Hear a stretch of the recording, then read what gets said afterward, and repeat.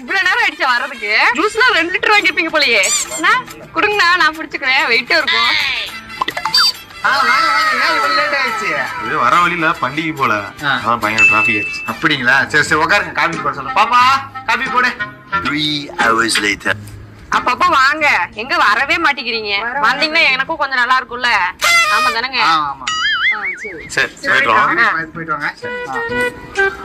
பாய், பார்த்து போயிட்டு வாங்க. என்னத்த அப்படி பாத்துட்டு உள்ள போங்க. அவங்கள வர சொன்னீங்கல்ல, போய் பாத்திரத்து கழுவு. இந்த பாத்திரத்துக்கு நான் ஏத்துக்குவேன். இங்க பாரு, இந்த ஸ்நாக்ஸ் அவங்க வாங்கிட்டு வந்து அவங்களே தின்னுட்டு போயிட்டாங்க. என்னது இது?